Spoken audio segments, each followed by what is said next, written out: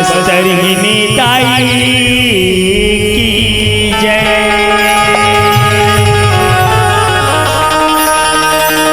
ये बोल संत समाज की।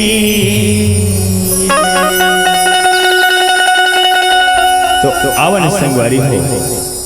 भारत माता के पावन कोरा में बसे मोर छत्तीसगढ़ महतारी। आइए मोर छत्तीसगढ़ महतारी के पावन कोरा में बसे आपके पावन धराधाम ग्राम पंडरी पानी। यही पंडरी पानी के पावन कोरा में बसे यहाँ के 33 कोटि देवी देवता और वही 33 कोटि देवी देवता के माया दुलार में बसे यह के 36 कोटि मोर सोता समुदाय धन्य है। आज ये आयोजक समिति के मोर जम्मू मयारू संगवारी मनला और धन्य है ये मधुर मधुर कसवानी बोलिया मोर उद्घोषक भैया। और आज ये मंच में विराजमान बुद्ध जीव निर्णायक जे दूध के दूध और पानी के पानी अलग करिया। तुम दूध और पानी ना एक साथ मिला दो अलग कंडर हो नहीं कर सकते। उल के पक्षीराज हंस जला हमर जे आयोजक समिति में जो निर्णायक के रूप में जो बैठे ओला हंस के समान माने जाते हैं। आज हंस से को पानी और दूध मिला दे लेकिन वो पानी अलग कर दिया और दूध अलग कर दिया। उसने दूध के दूध और पानी के पानी अलग कर दिया। ऐसा मोर हंस समान मोर निर्णायक भैया मल्ला और हमार माइक ऑपरेटर भैया अब छोटे छोटे मोर दोहरी के अंजोर करिया। ये छोटे छोटे लड़का मल्ला हमार मंडली के डहले सादर जय जोहार है, सादर जय जोहार है, सादर जय जोहार है। राम कथा तो कथा है संतों जेकर बड़े बड़े ऋषि मुनिमन पार नहीं आ सके ते हमर जैसे अढ़ा लड़का ओकर का गुणगान कर सकते। आज टूटी मोटी भाषा में आज राम कथा कहे बर जाता संगवारी हो। यदि हमर से कोनो प्रकार की गलती हुई देने ला अपने लड़का समझ के क्षमा कर दो, क्षमा कर दो, क्षमा कर दो।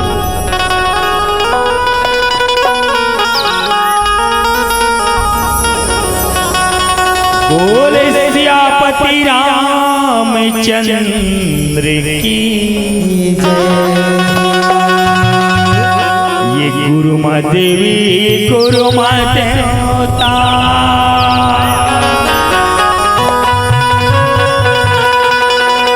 अजी गुरु माँ चारो धाम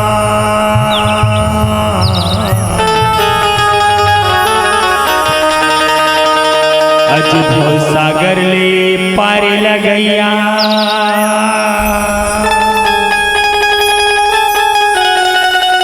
बस तनयंत से सीतारा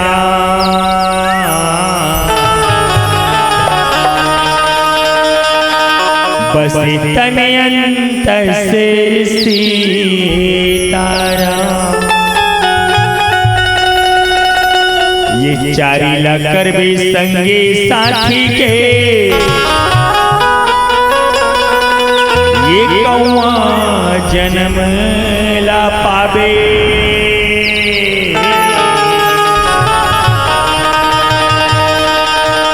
अजी गाँव गाँव नरिया के गामोर भैया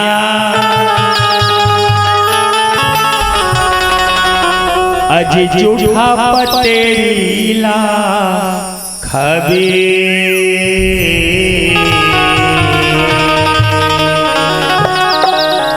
अजी जूठा पतेरीला खबे। चारी लकर भी साधु संत के घुघवा जन्म ला पावे।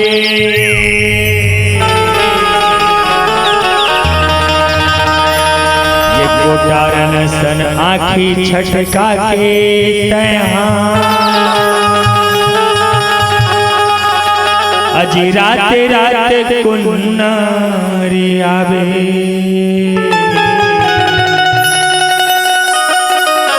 अजी राते राते कुन्नारी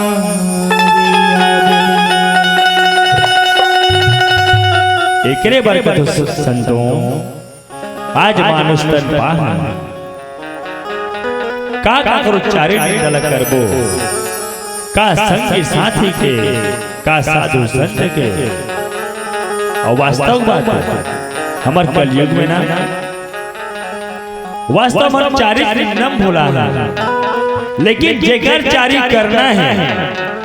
ओकर चारित्र हम नहीं कर सकते लेकिन जेकर नहीं करना है ओकर चारित्र न भूला रहता है एकरे बरकत हमर महतारी हो एकरे बरकत हमर बड़े भैया हो कि चारी ला करबे ते राम के ये भव सागर ले तरे जावे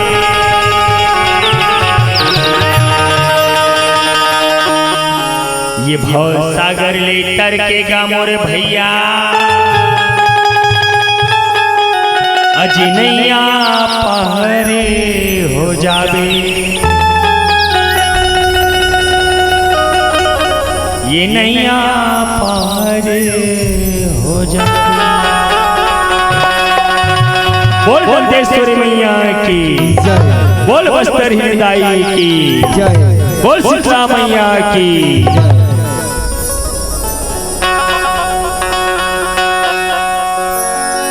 ये बस्तर ले सिरे जेवो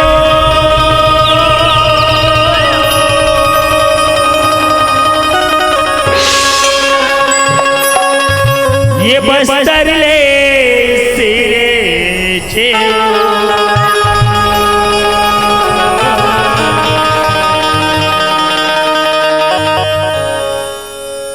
ये दंते सिरे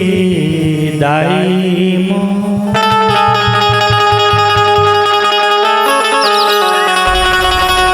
ये सुमरे सुमरे जैसे गाँव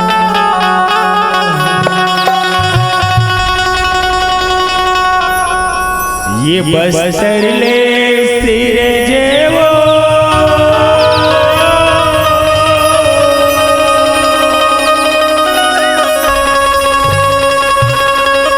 ये बस्तर ले सिरे जेवो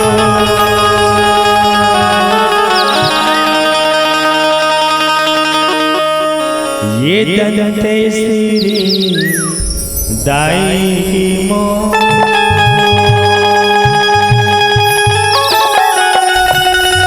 ये सुमरे सुमरे जैसे गाँव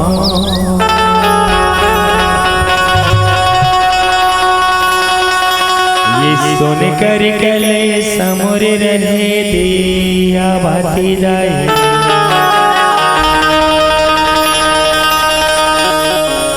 ये जगमग जगमग बड़े दिन राती ये सुन कर कले समुर रहे दिया भाती जाए ये जगमग जगमग बड़े दिन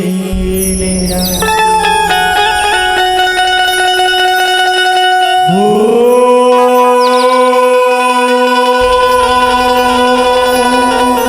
जी हाँ बसे तरे बिराजे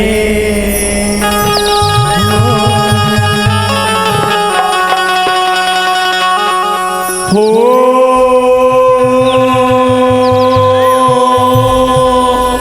बसे तरे बिराजे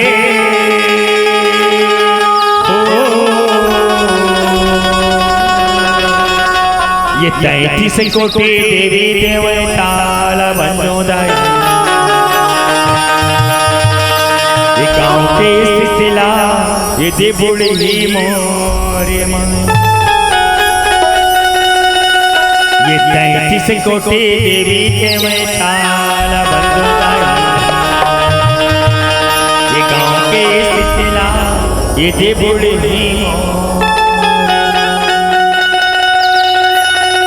बोल बुढ़ादेव महाराज की जय, बोल बूढ़ी माई की जय, बोल बस्तर हिंदाई की जय। अब ये नाना मोर नाना रो, ये नाना मोर नाना रो, रे नाना रे रे लो रे रे ला रे ला यो लो रे ला रे रे ला रे ला रे लो रे रे ला रे ला रे नाना मोर नाना रो, रे नाना मोर नाना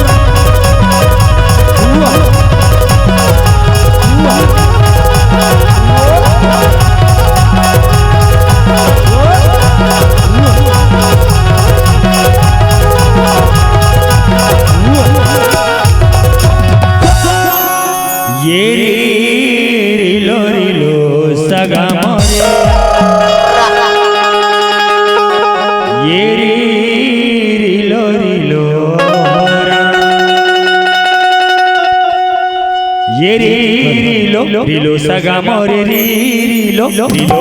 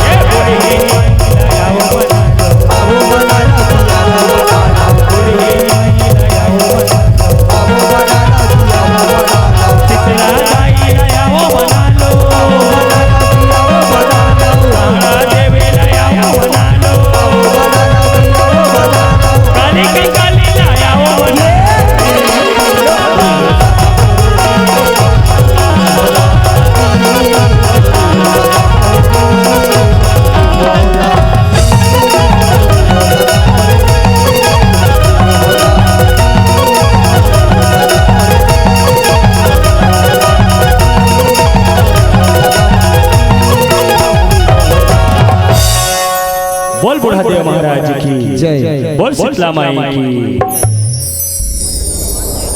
ये दंते श्री दाई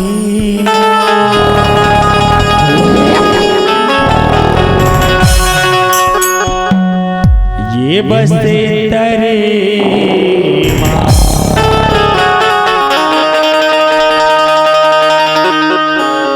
विराजे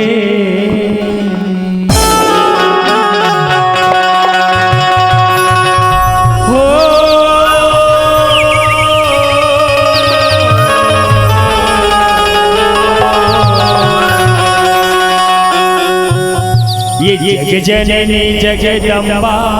भवानी ये जग जननी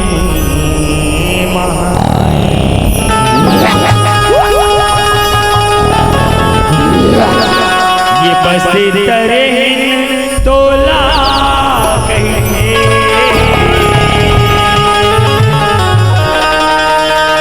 ये बनते श्री भवानी ये जगते श्री भवानी ये दंते श्री दाई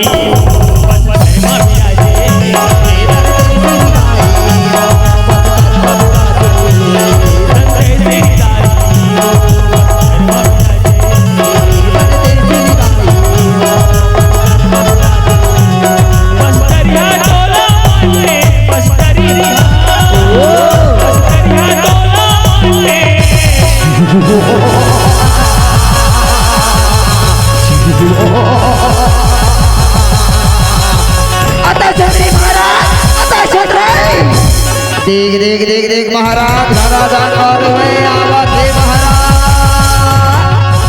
अतः चंद्री महाराज अतः चंद्री जी हाँ भगवा की सवारी है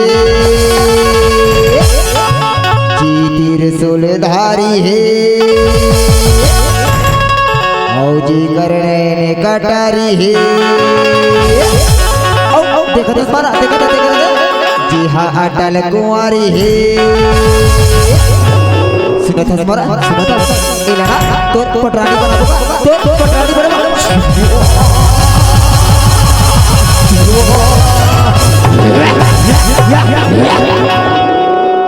जग आदि भवानी बस करे नंदा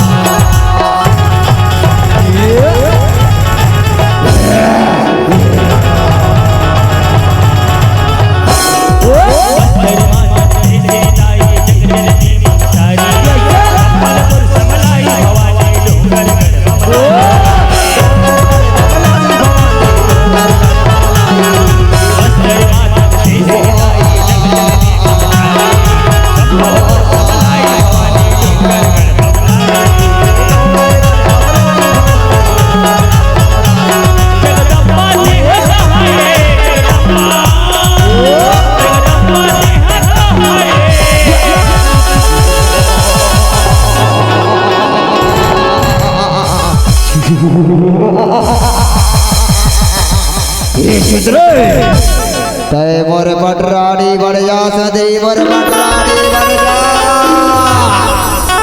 14 भुवन राज करवे तय मोर पटरानी मना दे जा तिया मोर से रणभूमि में युद्ध कर ले अगर युद्ध में हरा दे बिना तेरे पटरानी बने बढ़ते वैशासुर दादा सुंदरे तोर से युद्ध कर हो सुंदरी हां मैं तो युद्ध कर ले बेटा तेरे पटरानी बने बढ़ते चल दा सुंदरी चल तैयार हो जा सुंदरी हां मैं तो चल ये रणभूमि में युद्ध करे बढ़ तैयार हो यो सुंदर चल चल चल सुंदरी तैयार हो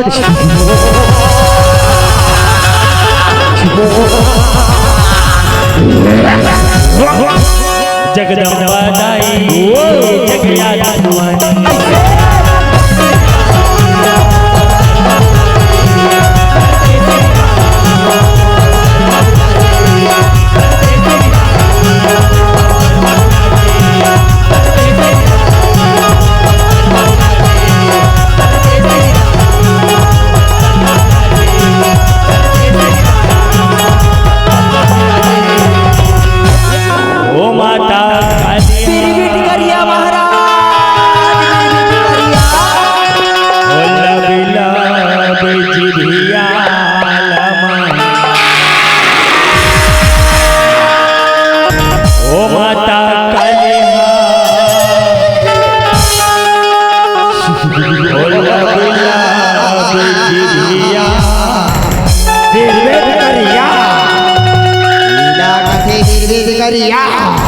ओ जय कालिहा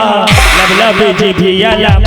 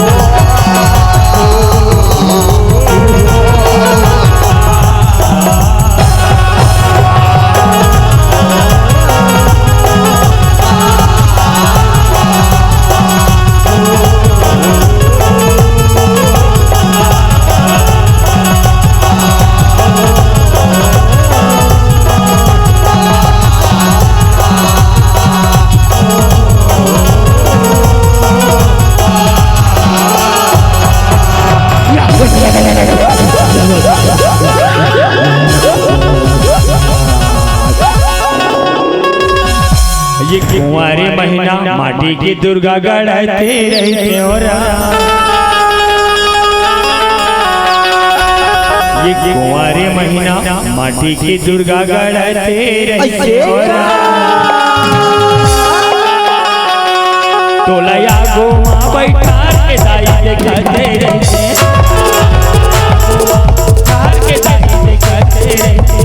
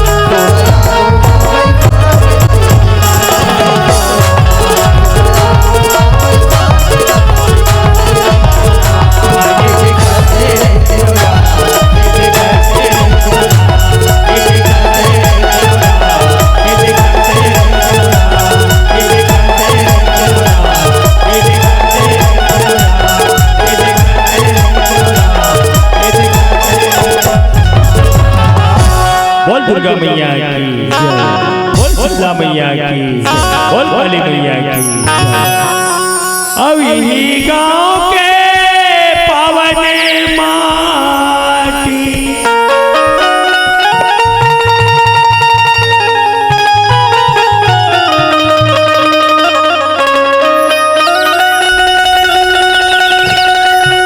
यही गांव के पावन माटी अब मोरे माथे के चंदनेरा अब करे नहीं करे बंदा रामा अब करे नहीं करे बंदा अब करे नहीं करे बंदा रामा करे नहीं करे बंदा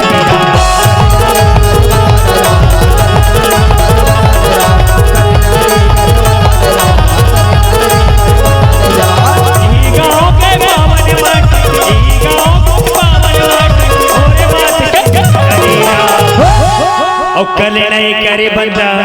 मेरा और कल नहीं करे बंदा मेरा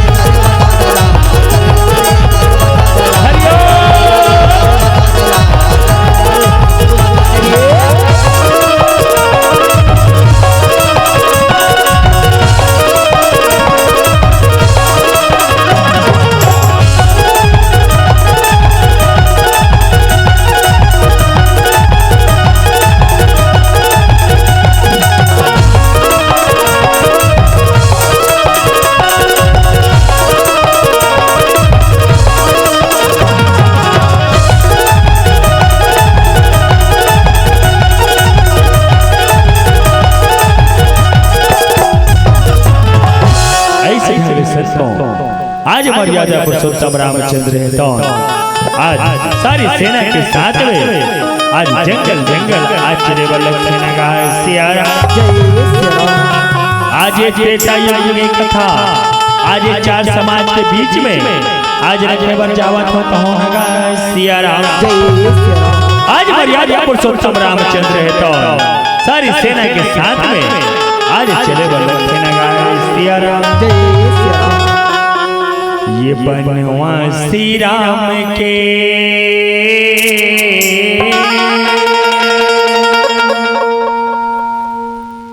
आंसू भर गे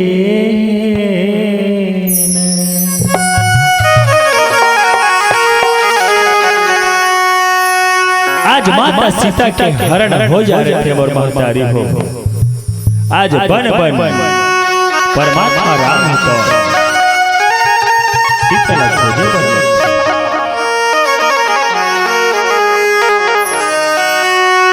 ये बनवासी राम के आंसू में भर गए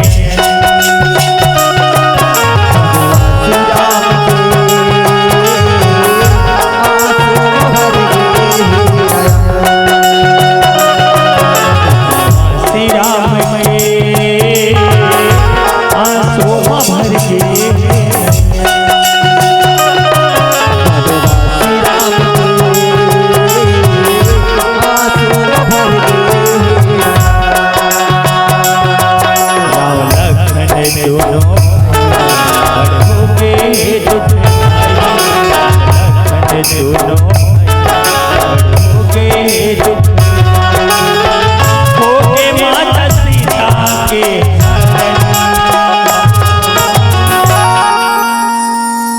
हो ही अब रावण के हो ही अब रावण के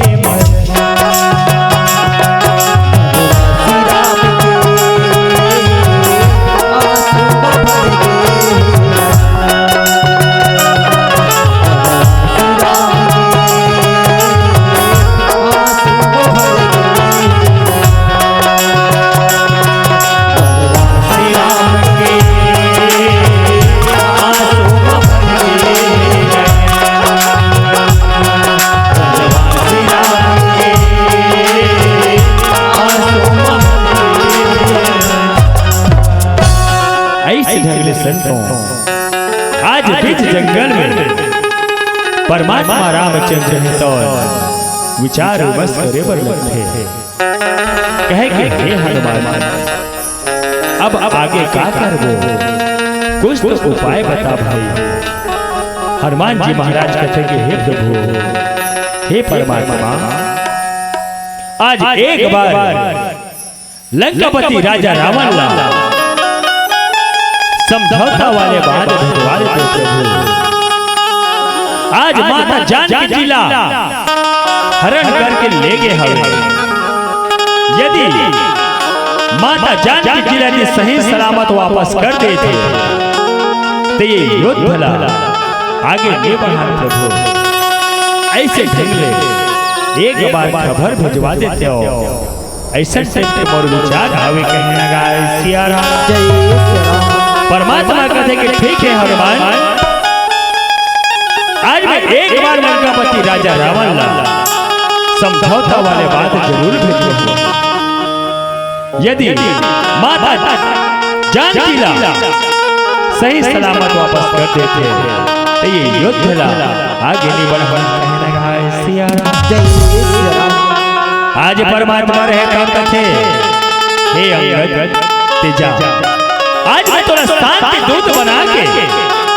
मैं लंका नगरी भेजत हबो ते ऐसे ढंग से संदेशा दे के आ जाबे। यदि जानकी जी सही सलामत वापस कर दे लंकापति राजा रावण है तो युद्ध ला आगे नहीं बढ़ा कहने लगा आज दंडवत प्रणाम करके संत आज अंगद जी महाराज रहता कैसे आज लंका नगरी के रद्द धरे पर लगता लगा सिया राम। कहते कि हे प्रभु आज तो कहे मुताबिक तो संदेश आला मैं लंका नगरी तक के बिल्कुल पहुंचा के हूं। ऐसे कह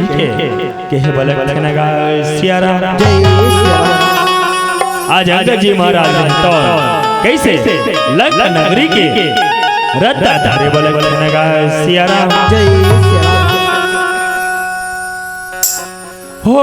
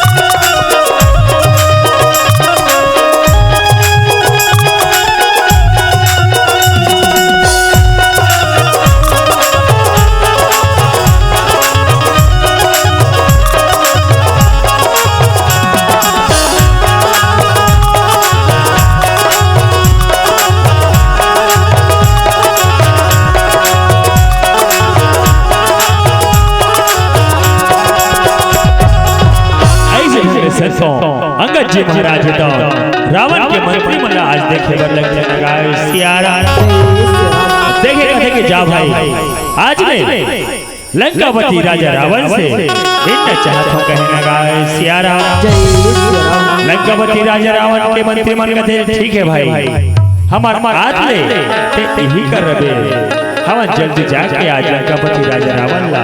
संदेश देके आज कहने लगा सियारा। आज दौड़े दौड़े जाके कहे कि महाराज महाराज महाराज की जय हो महाराज की जय हो। महाराज आज ऐसे ढंग ले एक आदमी आए हवे जे तोर साथ में मिलहु लंकापति राजा रावण कहते कि जाओ मंत्री चाहे वो कोई भी हो ओला राज दरबार में बुला के ले आओ कहने लगा सियारा। मंत्री महाराज दंडवत प्रणाम करे और अंगद जी महाराज के तीर में जाके कहे कि चल भाई आज तोला लंकापति राजा रावण है तो अपन लंका नगरी बुलाए हवे कहने लगा सियारा। और नंद के लाला मोर मदन गोपाला नंद के लाला मोर मदन गोपाला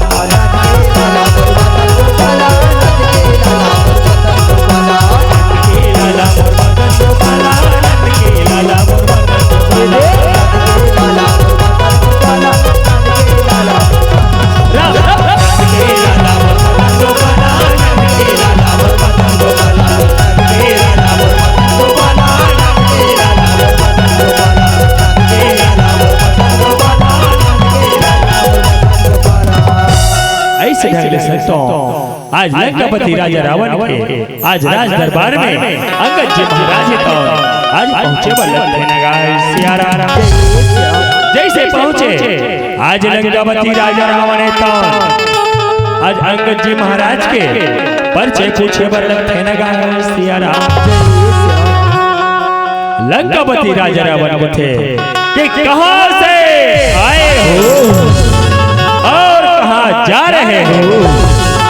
सब अपना परिचय बदलाव कहने लगा सियारा। अंगद जी महाराज मन में सोचे विचारे और कहे कि सुनो लंके मैं तो तोर बड़े बड़े नाम सुन रहे हूं लेकिन आज देख गलत रहे हो काबर आज ये पहली बार तोर लंका नगरी में आए हो लेकिन आज ते मोला बैठ कहा था न मोला उठ कहा था और सीधा आज ते मोर परिचय पूछा था कहने लगा सियारा। जब अंगद जी महाराज के बारे सुने संतो लंकापति राजा रावण कहे ए मूर्ख मारो सब अपना परिचय बताओ। लंकापति राजा रावण के बात सुने संतो अंगद जी महाराज कहते कि ठीक है लंकेश ते मोर परिचय जानना चाहता था ते ध्यान लगा के सुन कहने लगा सियारा। मैं वही राम के दूध हरो जेकर नारी ला ते आज हर के लाहवस और मैं वही बाली के पुत्र यदि तोरा सुरता नहीं होई आज मैं तोरा सुरता करात हूं काबर मैं वो बाली के पुत्र हरो जैन बाली तोरा 6 महीना ले अपन भुजा में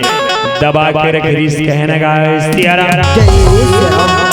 और मोर नाम अंगद हवे ये तो रहे मोर परिचय। तोर लंका नगरी में आए के कारण परमात्मा ऐसे ढंग से संदेशा दे हवे आज ते माता जानकी जिला सही सलामत वापस कर दे योद्धा आगे नहीं बढ़ ऐसे ढंग से संदेशा भेजवा है कहने लगा सियारा। जब अति के बाद सुने संतों लंकापति राजा रावण का है जो इस वानर को लंका के उस पार जब फेंके वाले बात सुने संतों अंगद जी महाराज के थे सुनो लंके तेज मोला फेंके वाले बात करते हैं। यदि तो लंका में ऐसे कोई योद्धा हो, मैं परमात्मा राम के नाम लेके आज लंका नगरी में अपन पैर रखा था। यदि कोई एक दिन भी यदि हटा दी तो माता जानकी जिला सौंप के चले जाऊं कहने का सिया और जय जय ऐसे कह के पैर पटके वाले कहने का सिया लंकापति राजा रावण इस कपटी वानर को उठाकर लंका के उस पार आज सारी सेना है तो जाके अंगद जी महाराज के पैर धर के उठाए के प्रयास करे वाले कहने का सियारा ये तोर पैर में जादू भरे है अंगद पैर में जादू भरे है राम तोर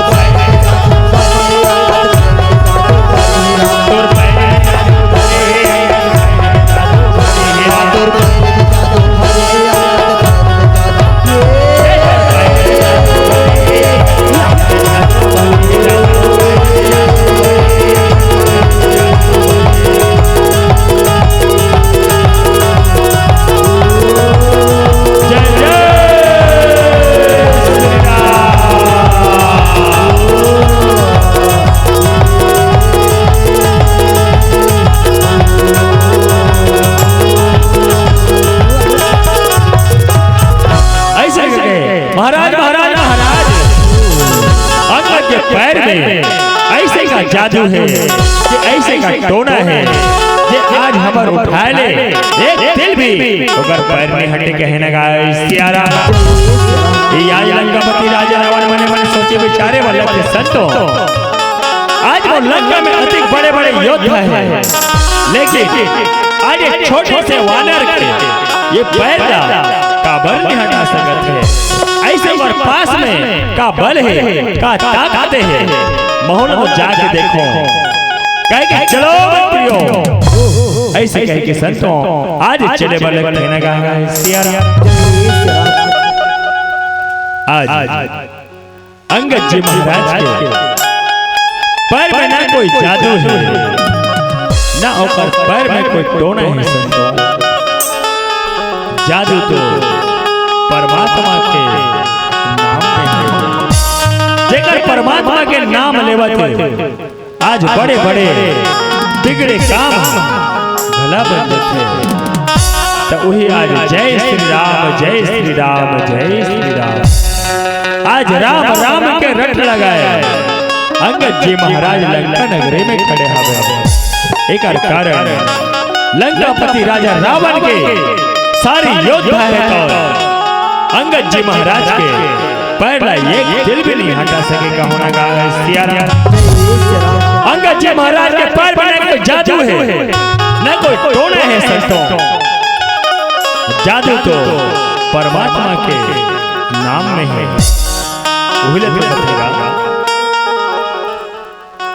ये तोरे नावे मरा का जादू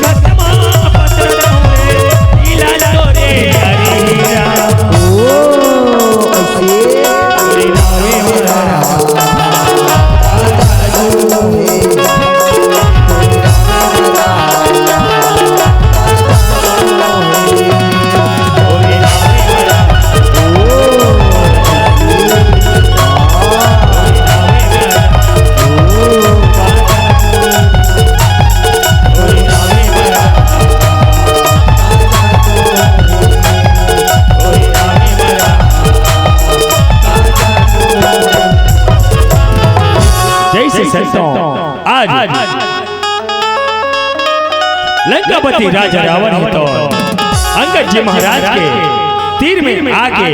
जैसे अंगद जी महाराज के पैर धरे बर नहीं हटते अंगद पैर हटाए बल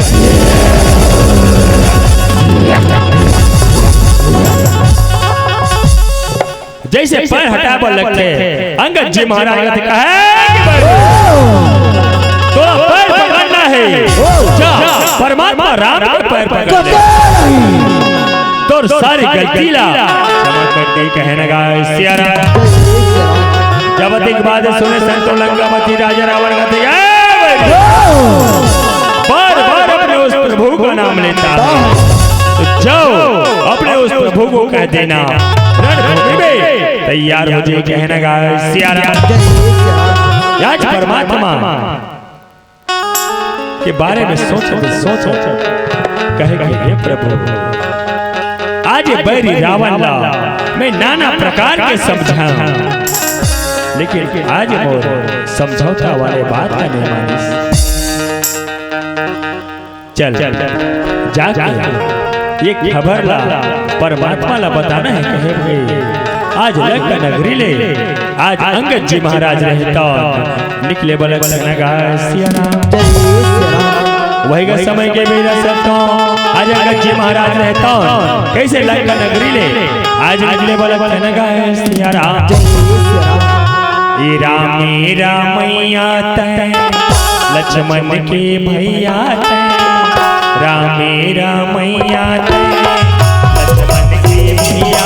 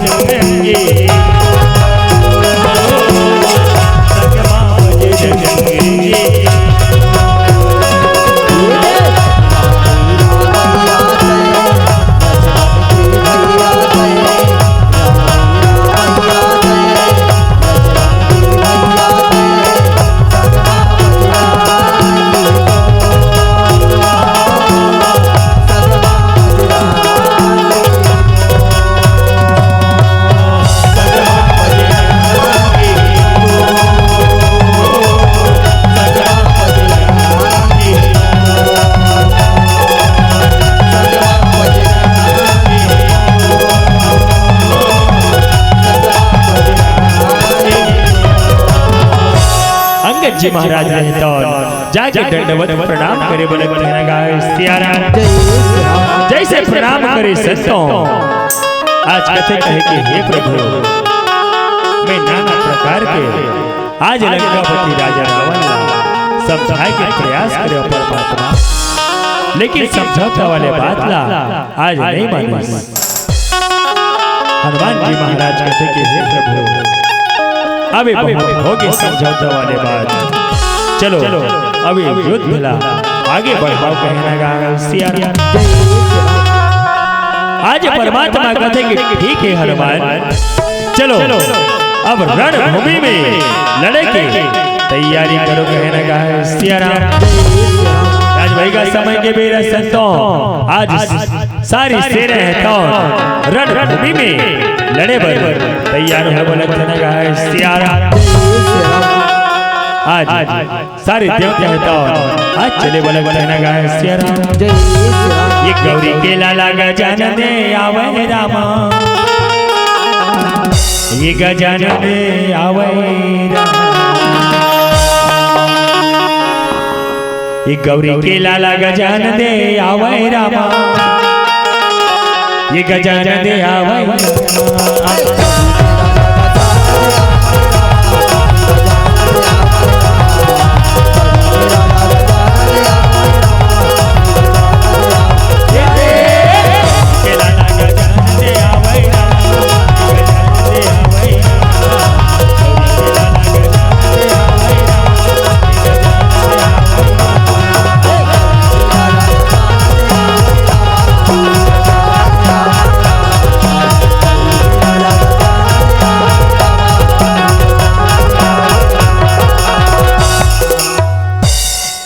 आज लंकापति राजा रावण तो कहे कि मंत्रियों जाओ इंद्रजीत मेघनाद को बुलाकर ले आओ कहने का सियारा।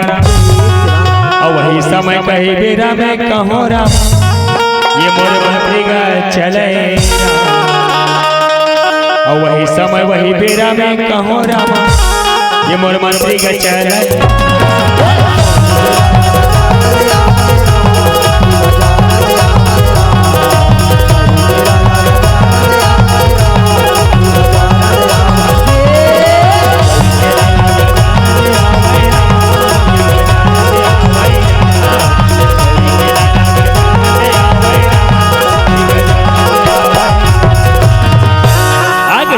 प्रणाम देव लगते कहे कि हे पिताश्री मोला बुलाए के इसी का कारण है। लंकापति राजा रावण में थे कि हे बेटा इंद्रजीत वन में दो तपस्वी बालक आए हमें जिकर साथ में तोला युद्ध करना है कहने का सियारा। इकर खातिर में तोला बुलाए हाओ कहने का सियारा। या इंद्रजीत मेघनाद दंडवत प्रणाम करे और कहे कि ठीक है पिताश्री ते मोला आज्ञा दे आज मैं चलत हूं कहने का सियारा। ऐसे धर्म संतों आज इंद्रजीत मेघनाद तो आज चले बलक कहने का सियारा। ये तरस जाते नैना ये तरस जाते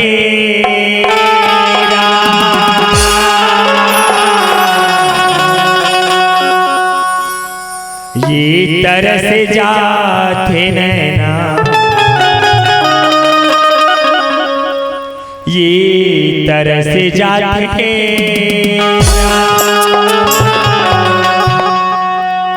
और देखे बारी तोला तरस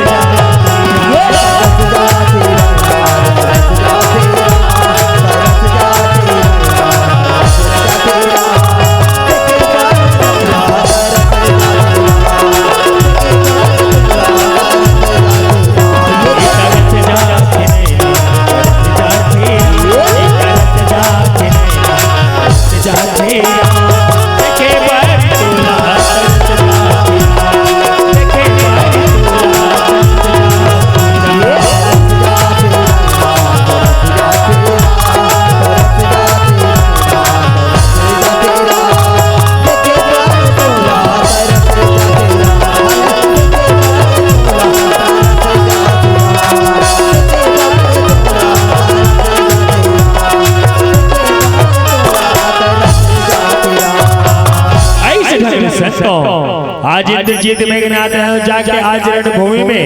कैसे आज परमात्मा ललकारे बलक कहने का है सियारा। चल रणभूमि में तैयार हो जा कहने का है सियारा। आज इंद्रजीत मेघनाद के बाद सुने संतों आज लक्ष्मण जी महाराज तर्क थे कि हे प्रभु हे भद्रश्री आज तो बोला आज्ञा दे एक साथ में लड़े में जा जाओ कहना गा सियारा। आज परमात्मा कथे कि लक्ष्मण मैं तोला एक ही हर जाए पर नहीं जाऊं। आज हनुमान जी महाराज हनुमान तो जा लक्ष्मण के साथ में चले जा कहना गा सियारा। ये आएगा समय के बेरा में संतों आज दंडवत प्रणाम करके आज कैसे रणभूमि में रहता आज धरे बलक कहने का सियारा। आज इंद्रजीत मेघनाद आज लक्ष्मण जी महाराज का कहे कि भाई चल रणभूमि में तैयार हो जा कहने का सियारा। ये बाण मारे राम ये बाण मारे राम मेघनाद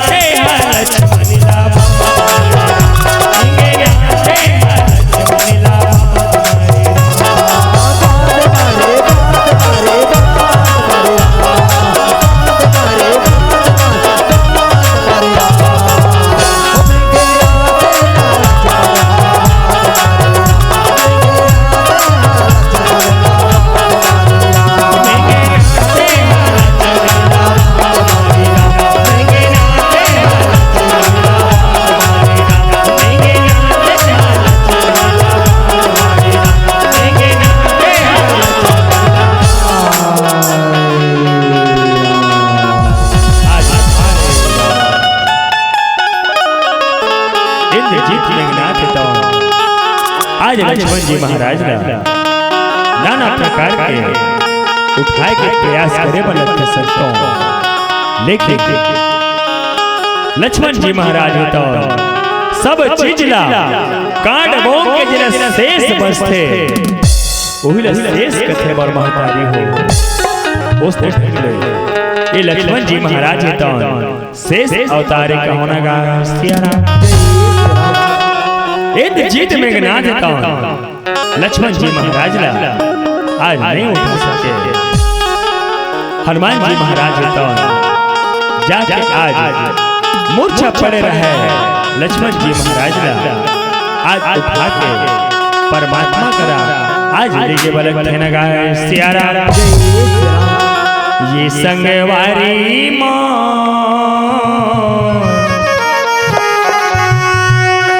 हरि के भजन कर ले,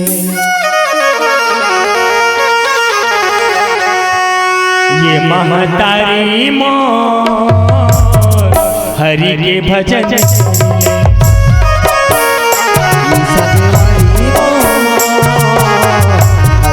भजन करेंगे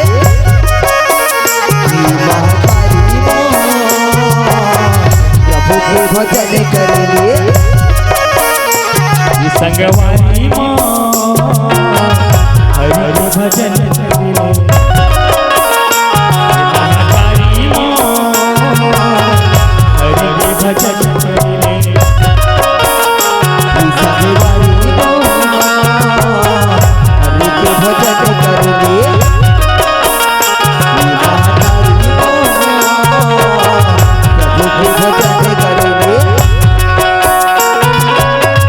जिंदगी के रास्ता बड़ी दूरी जिंदगी के रास्ता बड़ी दूरी कहाँ जावे आना ते मनीला कहाँ जावे आना ते मनीला नहीं तो मिले तुम्हारा हरि गुण गाए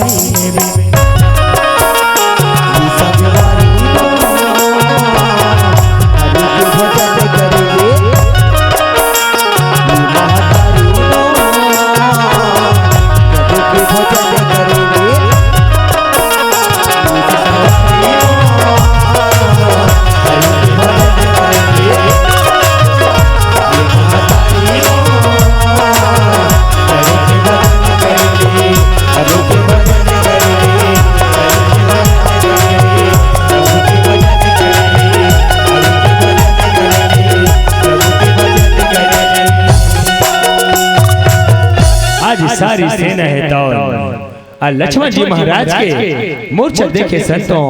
आज विलाप करे बलक थे नगा सियारा आज परमात्मा के थे कि हे लक्ष्मण कुछ तो बोल कुछ नहीं बोला लक्ष्मण के मात्र ये दूठा नेत्र खोल दे कब मैं तो नाना प्रकार के समझा लक्ष्मण लेकिन आज ते मोर समझौता वाले बात नहीं माने। आज जंगल जंगल भटके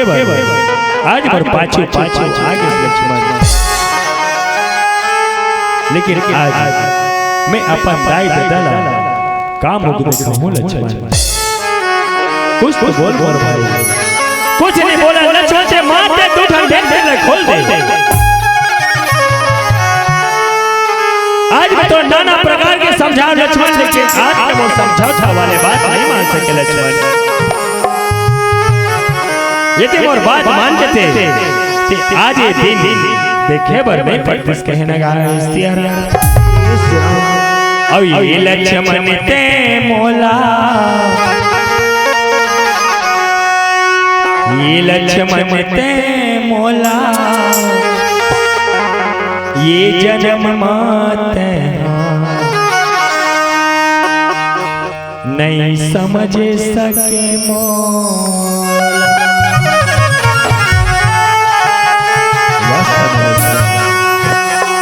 यदि ते मोला ये जन्म में समझ सकते मोर भाई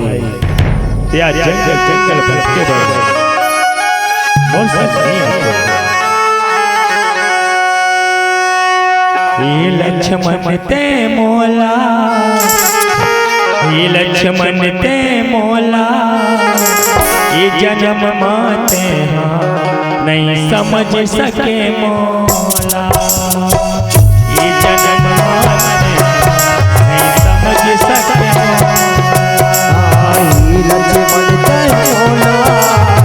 ये लक्ष्मण ते मोला, ये जन्म माते नहीं समझ सके मोला, ये जन्म माते नहीं समझ सके मोला। बातिला माने ऐ दादा के संग और बातिला माने ऐ दादा के संग कले पड़े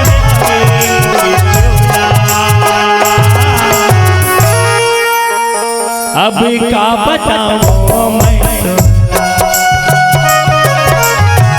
अब का बताऊं मैं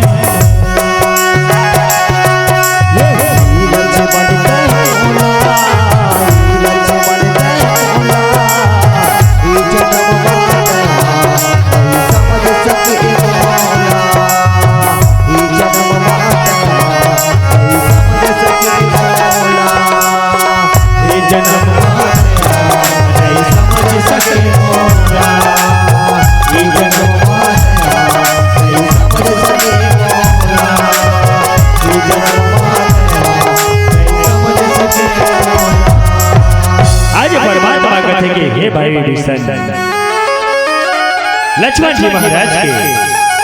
मूर्छा खुले के कोई उपाय बता भाई। विभीषण जी महाराज कहते कि हे प्रभु मैं ज्यादा कुछ तो नहीं जाना परमात्मा, लेकिन लक्ष्मण जी महाराज के मूर्छा खुले के उपाय एक आदि बता सकते परमात्मा, जिकर नाम है सुसेद। लेकिन प्रभु बोला लंका नगरी जाके लायबर पर ही आज जाओ जी महाराज के कि हे प्रभु मैं तो निश्चय सिया ना हो गया हूँ परमात्मा, यदि मोर जांगर चलती ते आज नहीं लंका नगरी जाके सुसेद के लिए आते। लेकिन प्रभु अब लक्ष्मण जी महाराज से क्या हुई परमात्मा, कब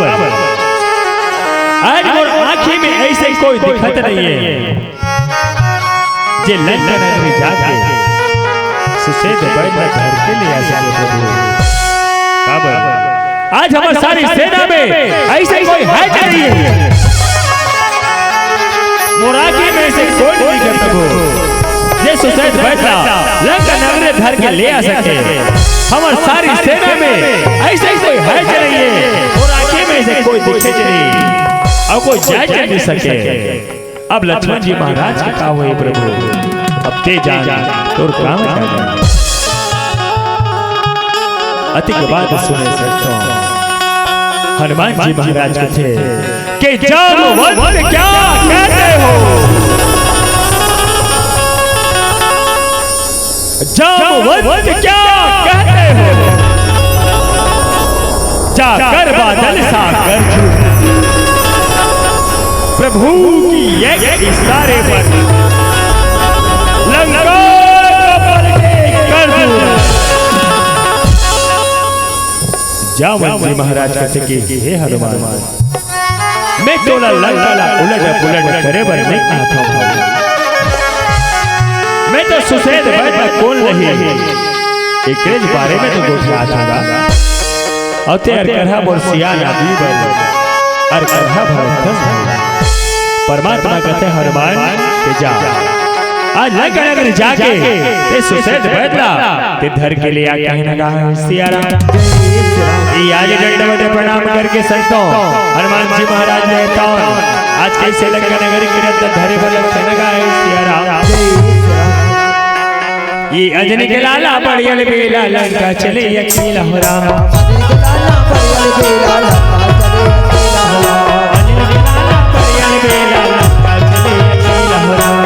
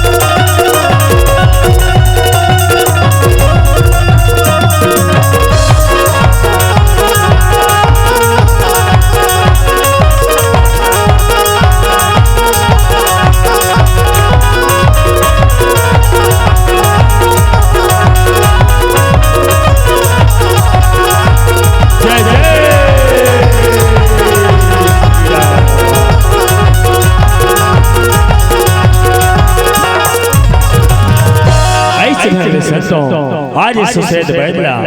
आज धर के लाए बड़े बड़े नगाए सियारा ये आज के समय के बेरा संतों आज कैसे परमात्मा है तन कथे की हे बैदला एकर मोक्ष को लेके उपाय बता सुसेद बैठो लक्ष्मण के हाथ लचिए और कथे के हे प्रभु एकर उपाय बहुत कठिन है परमात्मा प्रभु एकर उपाय मात्र एक ठन है लेकिन ये उपाय बहुत कठिन है प्रभु परमात्मा कहते कि एक कैसन से कैसन भी कठिन है जैसे भी उपस्थिति रहे बोला बता वैद्यराज कहते हे प्रभु द्रोणगिरी पर्वत जाके सजीवन बुद्धि लाए पर पढ़ी परमात्मा तब तो लक्ष्मण जी महाराज के मूर्छा चली और एक बात के स्मरण रहे प्रभु बोला सूर्य उदय होए के पहले लाए पर पढ़ी तब तो लक्ष्मण जी महाराज के मूर्छा चली परमात्मा अन्यथा नहीं खुली परमात्मा राम तन कथे हनुमान जा तोर जैसे बलशाली और तोर जैसे पराक्रमी मोर सारी सेना में कोई नहीं जा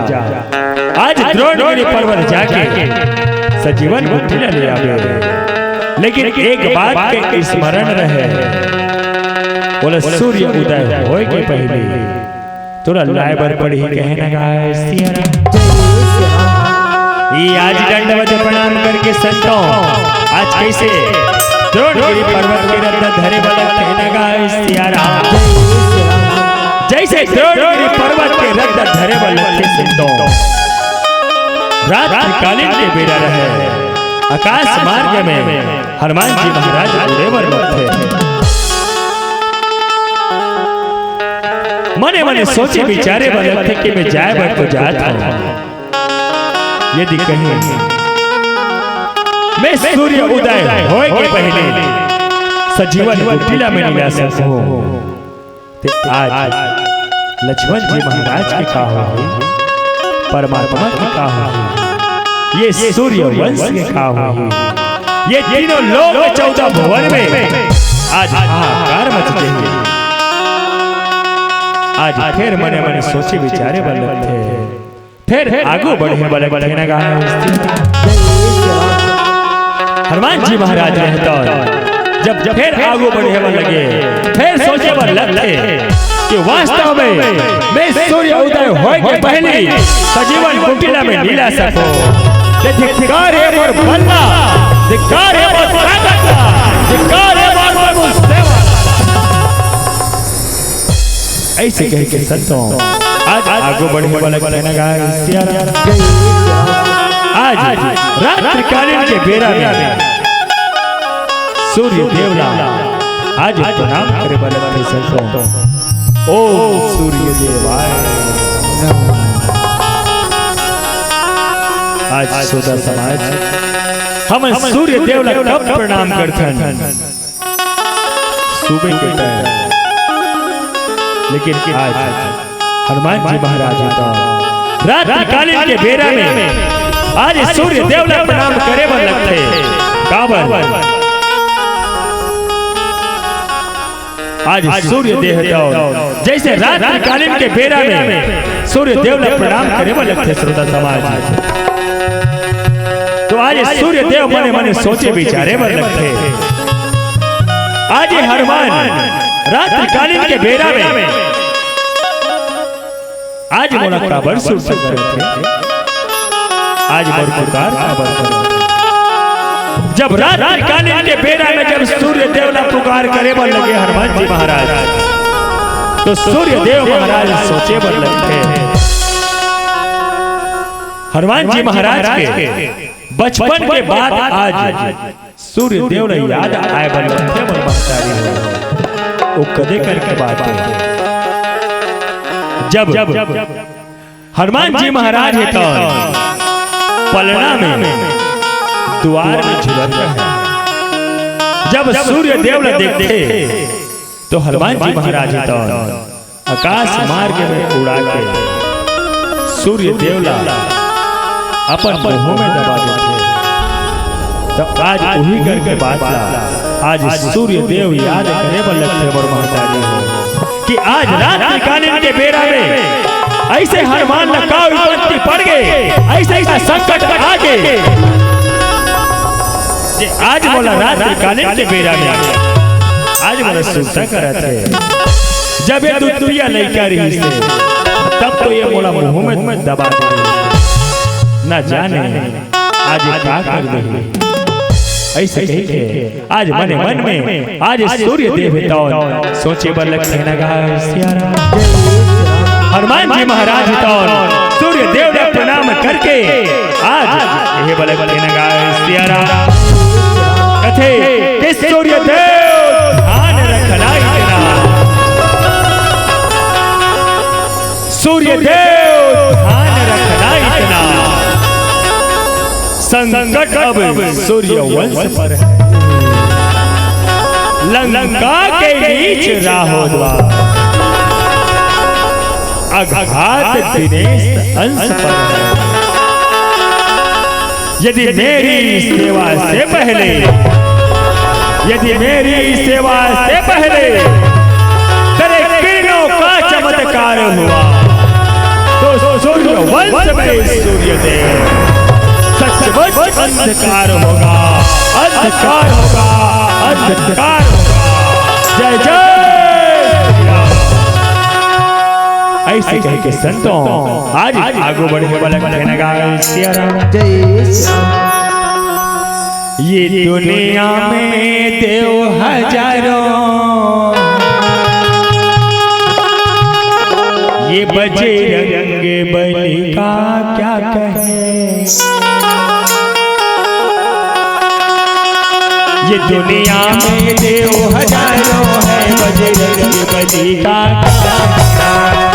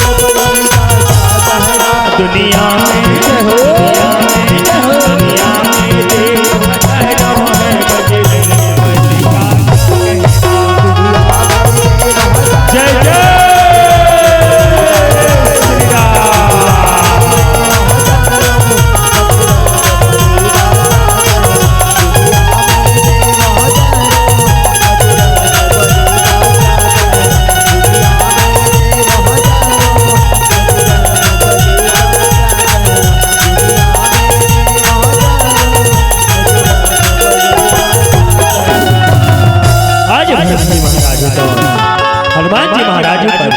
आज बांध जोड़े पर बसते।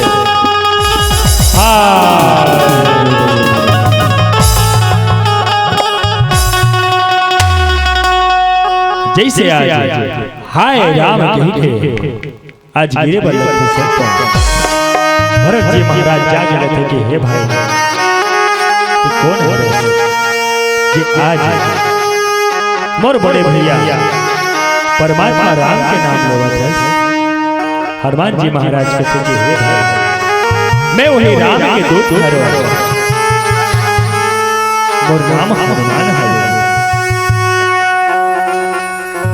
जेकर छोटे भाई लक्ष्मण ला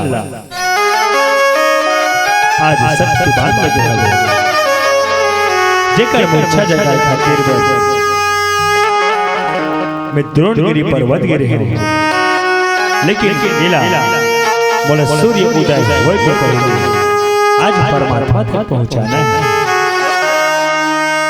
मैं आज इसने देरी हुआ था वो तो आज बोले इसने देरी करके भरत जी महाराज कहते कि हे हनुमान मैं आज अनजाने में बाण चलाया मैं नहीं जाना हनुमान कि आज मोर बड़े भैया राम तो अति बड़े विपत्ति में पड़े हैं लेकिन ते चिंता मत कर हनुमान ते मोर बाण के नोक में बैठ जा मैं आज तोला परमात्मा राम करा मैं जल्दी भेज देता हूँ आज राम के मंत्र आज कान में फूके बरबरते संतों हनुमान जी महाराज तो आज उठे बरबरते भरत जी महाराज कहे हनुमान ते मोर बाण में बैठ जा मैं तो सारी गलती आज मैं तोला परमात्मा खरा मैं तुरंत पहुंचा देते हनुमान आज मोर से जो गलती हुई सोई तेरा मैं तो से क्षमा याचना करत हूं हनुमान क्षमा याचना करत हूं जा आज और बाण पे नोक में बैठ जा आज मैं तेरा परमात्मा करा आज जल्दी भेज देता हूं कहने लगा सियारा ओ आज भरत जी महाराज तो बाण छोड़े पर लगते और जय श्री राम ऐसे कह के हनुमान जी महाराज तो आज सजीवन कुटीला आज लान के बड़ाए बड़े बने गाय सियारा आज वेगा समय के बेरा संतवाज सुसेन वैद्य लक्ष्मण के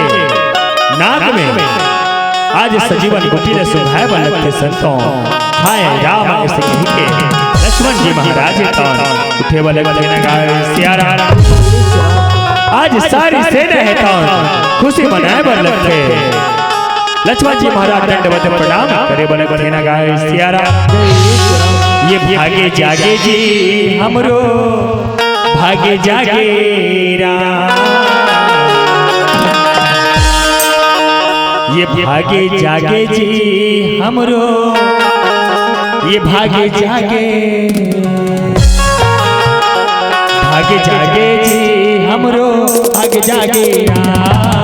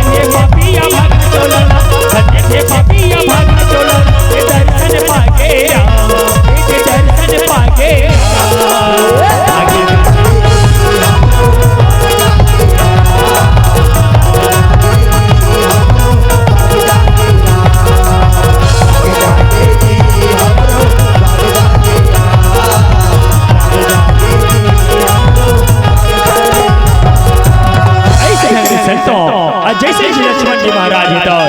आज मूर्छन जागे बलते संतों आज लंकापति राजा रावण तो आज पर प्रभर पाए बलते रावण तरगत जाओ प्रियो इंद्रजीत के नाथ को बुलाकर ले आओ कहने लगा सियारा आज मंत्री मन दंडवत प्रणाम करके आज चले बलक कहने लगा सियारा ये दे दंडे रहत ले संगे वाली राम गुनी गाले हरि गुनी गाले मां बसले न राम गुनी गाले हरि गुनी गाले मां बसले न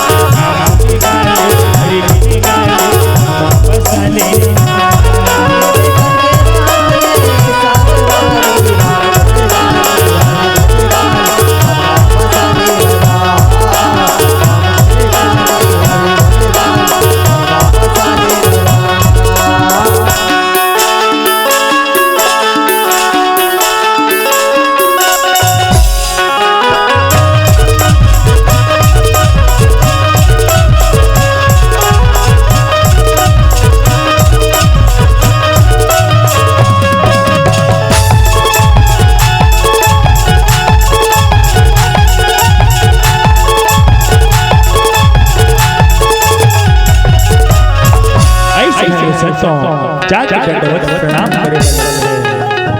लंकापति राजा रावण कहते कि हे बेटा जी तोला भलाए के ऐसे कारण हवे लक्ष्मण तो मूर्छा ले जाके हवे अब एक पाए ते का उपाय सोचबे और का करबे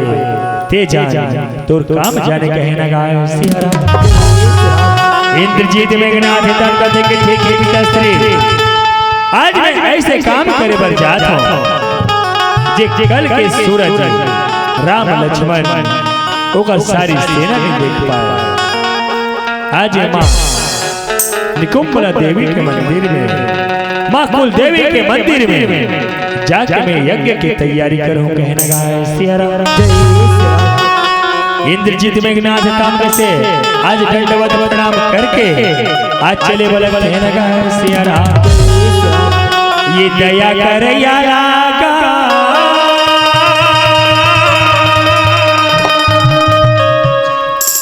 ये दयालु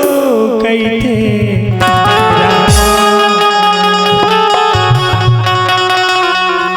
ये कृपा कर यारा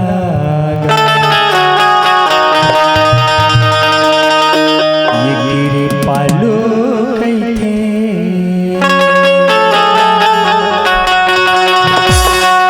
ये दया कर यारा ये दयालु कहते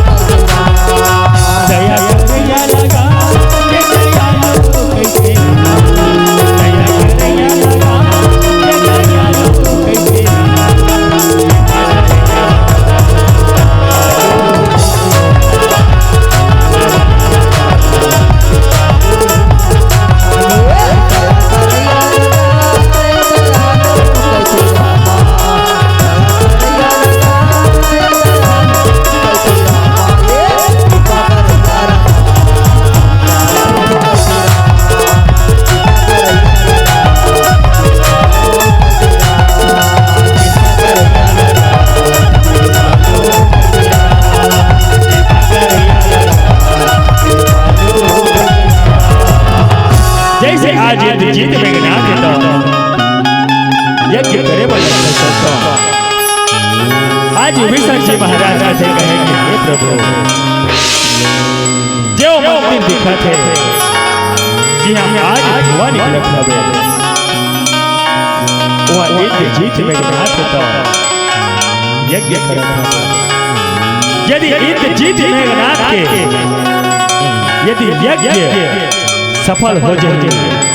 ते तीनों लोग 14 भुवन में हाहाकार मच गई हे प्रभु आज इंद्रजीत मेघनाथ के यज्ञ ला भंग करो कहनाए सियारा लक्ष्मण जी महाराज तरफ थे कि हर बार जाओ इंद्रजीत मेघनाथ के यज्ञ ला आज भंग करो कहनाए सियारा आज सारी सेना जाके आज इंद्रजीत मेघनाथ के यज्ञ ला भंग करे वाले कहनाए सियारा ये दया करिया लगा ये दयालु कहती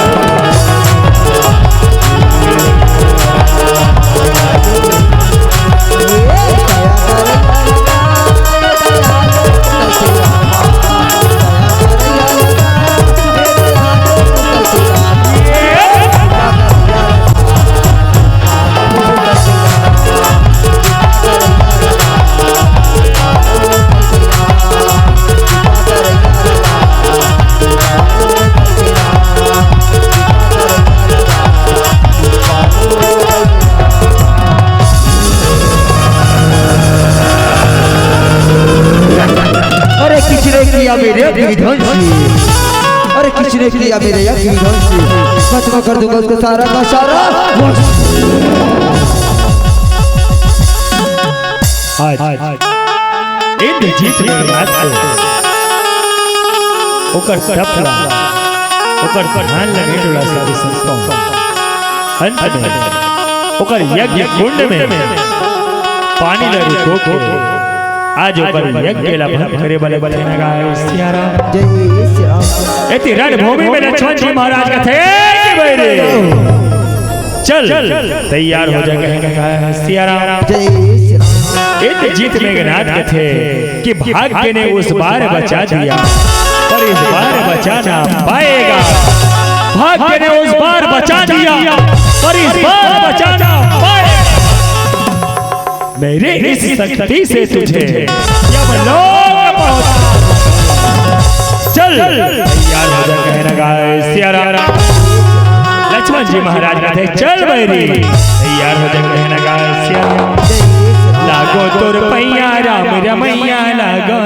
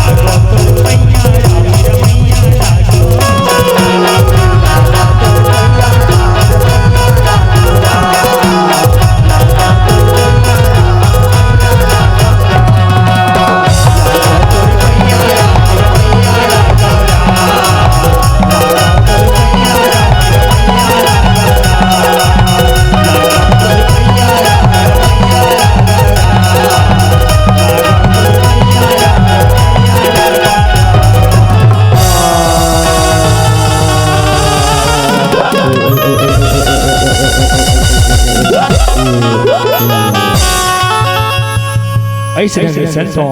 आज इंद्रजीत मेघनाथ तो रणभूमि में वीर गति प्राप्त होए वाले कहना गाय सिया राम। इति रावण के मंत्री में रहता आज कैसे इंद्रजीत मेघनाथ के देह संस्कार करे वाले संतों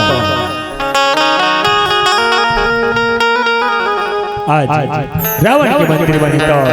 आज देह संस्कार करे वाले कहना गाय सिया राम जय श्री राम। खाली हाथ आए जगत में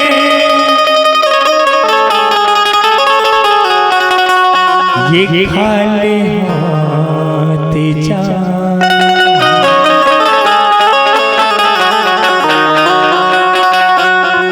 खाली हाथ आए जगत में खाली हाथ जाना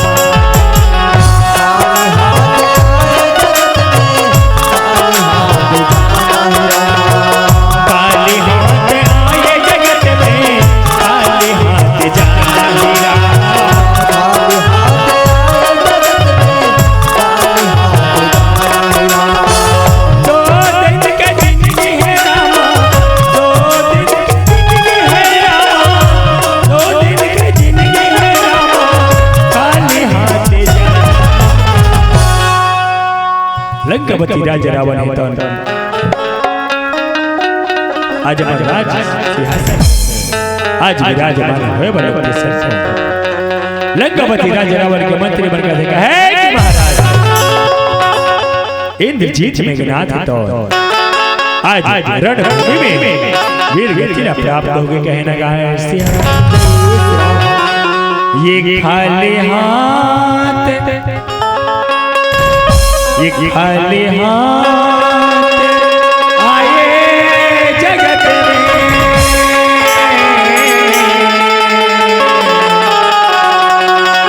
ये खाली हाथ जा ये खाली हाथ आए जगत में खाली हाथ जा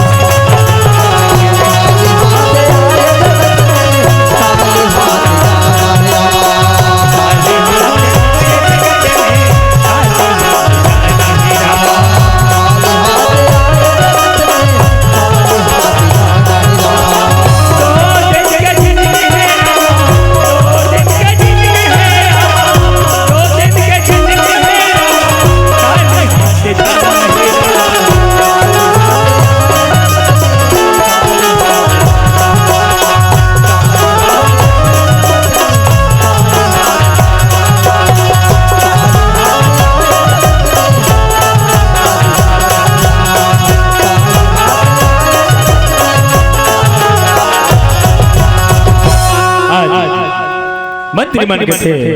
इंद्रजीत में रणभूमि में वीर गति प्राप्त होकर लंकापति राजा रावण मन सोचे विचारे वाले आज इंद्रजीत मेघनाद और कहीं की गेरी से मैं मां कुल देवी के मंदिर में जाकर यज्ञ करूंगा, लेकिन आज ये रणभूमि में वीर गति कैसे प्राप्त होगा। मंत्री मन थे महाराज लक्ष्मण के सारी सेना आके इंद्रजीत मेघनाद के यज्ञ भंग कर दिस महाराज। लक्ष्मण के हाथों आज इंद्रजीत मेघनाद तो वीर गति प्राप्त हो गई। जब अति के बाद सुने संतों लंकापति राजा रावण को थे जाओ कुंभकर्ण भैया को बुला ले आओ, कहने लगा सिया राम आज दंडवत प्रणाम करके संतों आज कुंभकर्ण बुलाए बचने वाले कहने लगा सिया राम। आज लंकापति राजा रावण के मंत्री बने तो कुंभकर्ण आज बुलाए बचने वाले कहने लगा सिया राम। राम भजो रामे हो रामा, राम भजो रामे हो राम, ये राम भजो रामे हो राम, राम भजो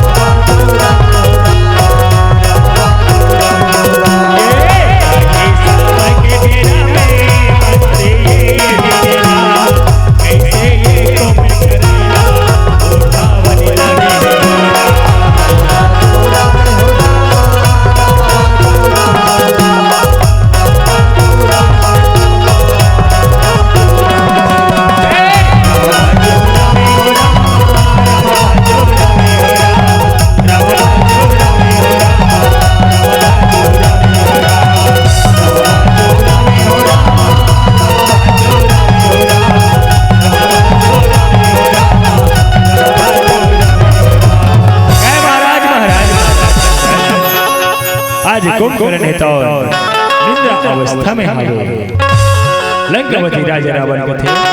चलो मंत्री साथ में चलो ऐसे कहीं के संतों आज चले बलते लगाए सिया राम। लंकापति राजा रावण तो आज कुंभकर्ण के तीर में जाके कहे कि हे भ्राताश्री जागो, हे भ्राताश्री जागो, कुंभकर्ण भैया जागो।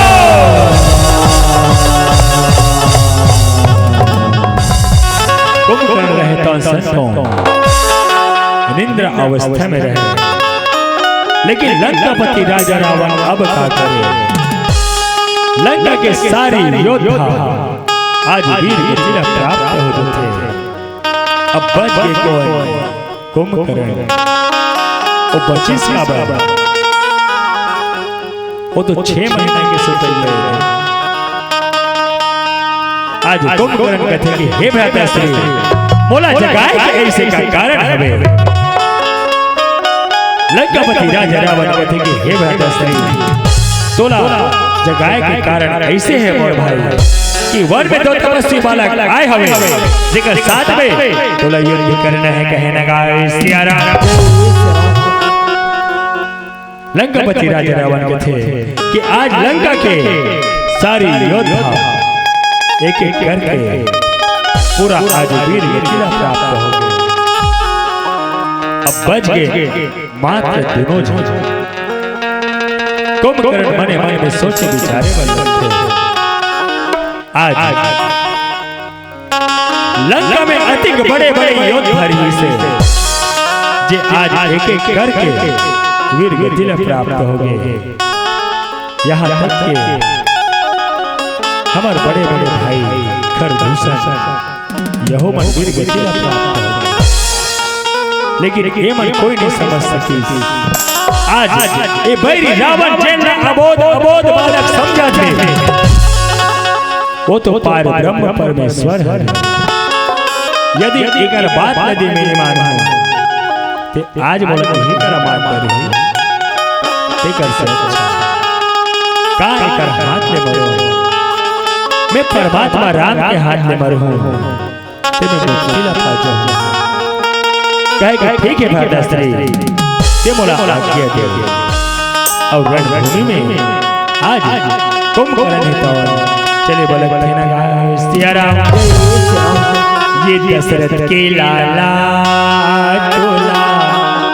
राम कहे नाते हाँ सीता के गोसैया होते हाँ सीता के गोसैया तोला माने दुनिया तोरे चेहरा आँखी माँ झुलते रही हो तोरे चेहरा आँखी माँ झुलते रही।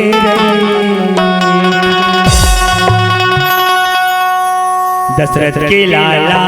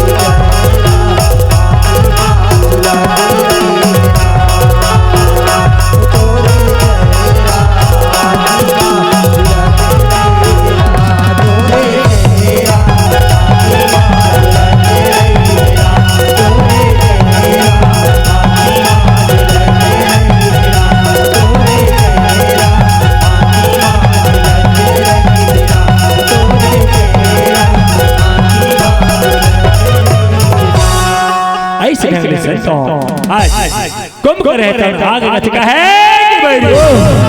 चल चल तैयार हो जा कहने का सिया राम। ये आदमी के समय के बेरा संतवान परमात्मा है तन कथे कि ये कुंभकर्ण दोस्त को बैरी न दोस्त मोर को दुश्मनी है। जा आज रणभूमि ले के लौट जा। कुंभकर्ण कथे का है कि बैरी छछरिया ते छछरी जैसे बात कर, छछरी के काम है मारना काटना जरूरत पड़े तो आज कुंभकर्ण के बाद सुने संतों परमात्मा राम तन कथे कि ठीक है कुंभकर्ण चल रणभूमि में तैयार हो जा कहने का कह के चल रणभूमि में तैयार हो जा कहने का सिया राम। ये राम सिया राम सिया राम सिया राम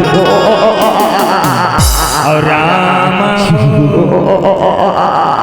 लखन सिया। ये राम सिया राम सिया राम सिया राम राम हो लखन सिया राम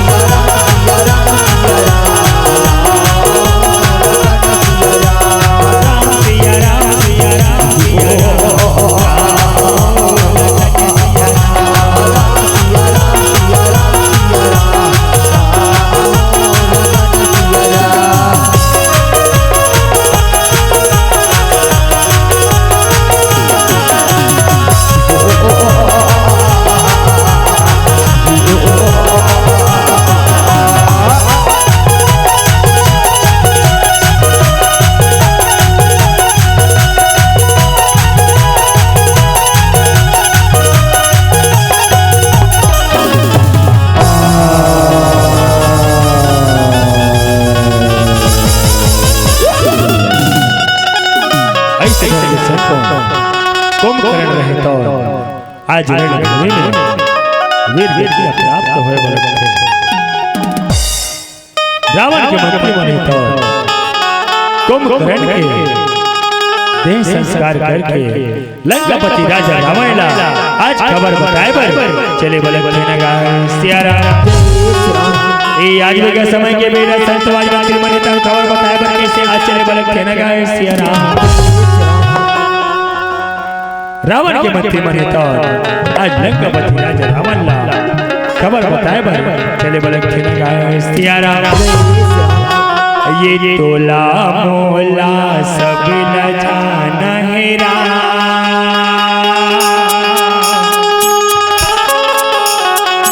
तोला मोला सब न जाना है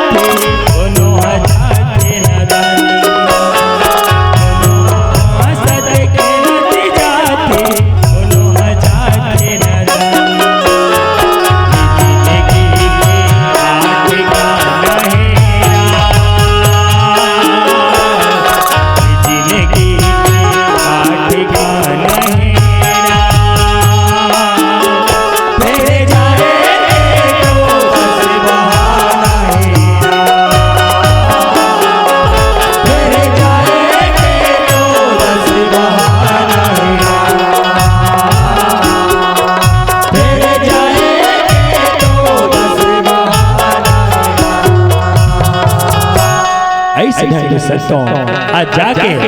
दंडवत प्रणाम करे बोले सिया राम आज लंकापति राजा रावण मंदिर में जाके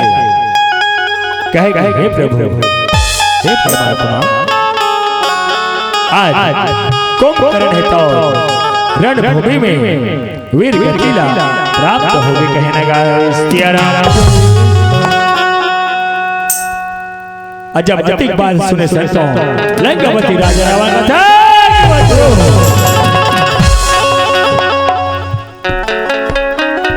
आज जब कुंभकर्ण के बात सुने संतों लंकापति राजा रावण अपने मन में सोचे विचारे वाले थे।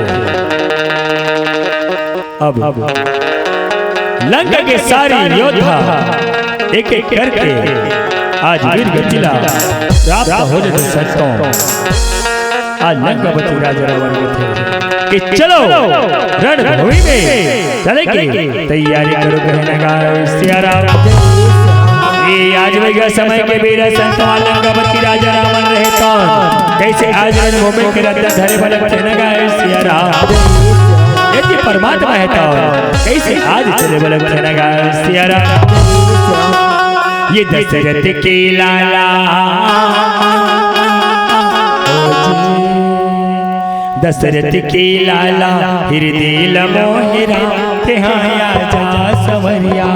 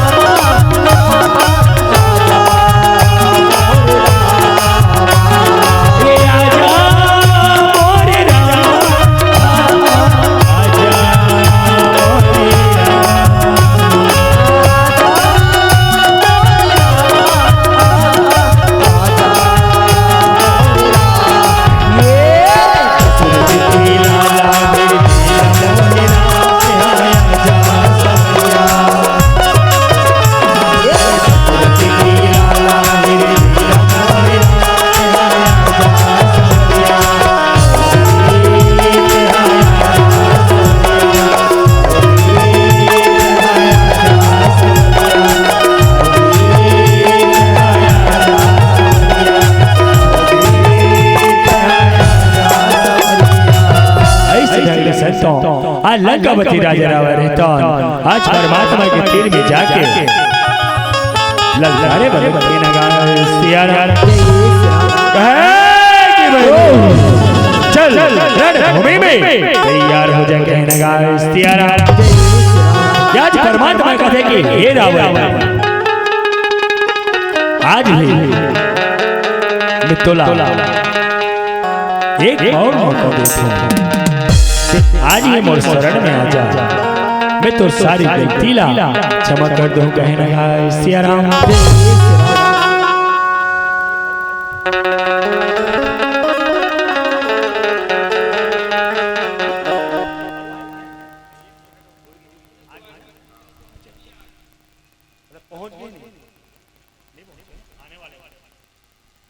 बहुत श्रीमती रामचंद्र की आज परमात्मा कहते कि हे रावण आज मैं तो एक बार और मौका देता हूँ कि मोर शरण में आ जा मैं तो सारी गलती ला मैं क्षमा कर दूं लंकापति राजा रावण कहता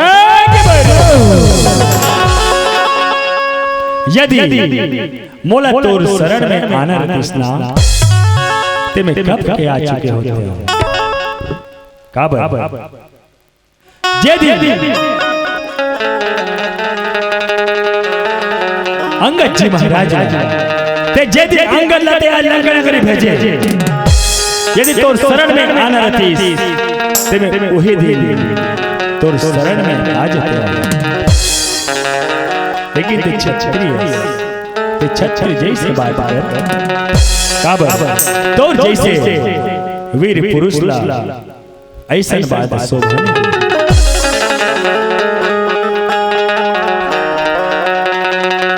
आज परमात्मा कहते कि हे रावण आज ही मितोला एक मौका और देता हूं क्या मोर शरण में आ जा मैं तो सारी गलती ला क्षमा कर दूं कहने सिया राम ये आज वही समय के बेरा संत लंकापति राजा रावण है कौन आज परमात्मा के बात में नहीं माने के होना गा सिया राम ते छत्र जैसे बात कर छत्र के कामे मारना काटना जरूरत पड़े तो मर जाना परमात्मा कहते हैं ठीक है रावण, चल रणभूमि में तैयार हो जा, कहने लगा सिया राम। आज वही का समय के वीर संत समाज के श्रीलंकापति राजा रावण है परमात्मा के साथ में कैसे रणभूमि में युद्ध करे वाले कहने लगा सिया राम। परमात्मा कहते कि चल तैयार हो जा, कहने लगा सिया राम। ये मोरे रामा ते धनुर्धारी, ये मोरे रामा ते धनुर्धारी।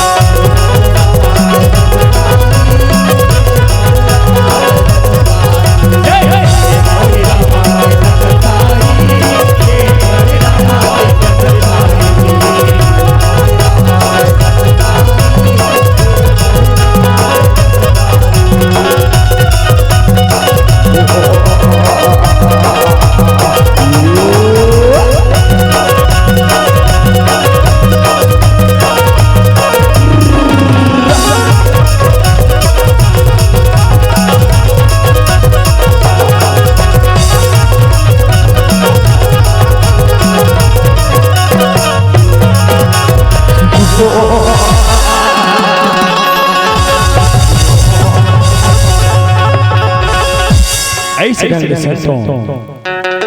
आज परमात्मा है तो मने मने सोचे विचारे बन आज ये तीनों लोग चौथा भुवन में ऐसे कोई प्राणी नहीं है जो मोर एक आवाज से बज जाए। लेकिन आज ये भाई रावण में नाना प्रकार के आज बाण चला था, लेकिन आज मरद का वर्णन विभीषण जी महाराज ने पूछते कि हे विभीषण, ते तो जानता है आज तीनों लोग चौथा भुवन में ऐसे कोई प्राणी नहीं है जो मोर एक बार से बच जाए। लेकिन ये बैरी रावण आज नाना प्रकार के बाण चलाता हूं, लेकिन आज ये बैरी रावण मरद का वर्णन आज विभीषण जी महाराज हितम थे कि हे प्रभु, रावण के नाभि में अमृत कुंड हवे, बोला जब तक के अग्निबाण से निवार हो प्रभु तब तक लंकापति राजा रावण है तो मरने वाले नहीं है, कहना गा सिया। वही समय के वीर समाज परमात्मा रहे तो कैसे अपन धनुष में अग्निबाण चढ़ाए बड़े कहना गा सिया राम। ये रामचंद्र की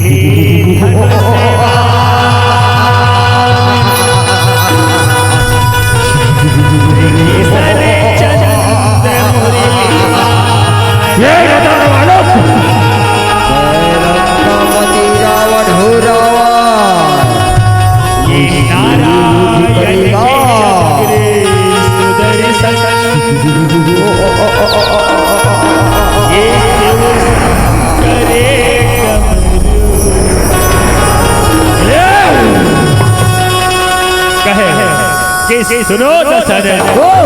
चल रणभूमि में तैयार हो जा, कहने गा सिया राम। अब ये मोरे रामा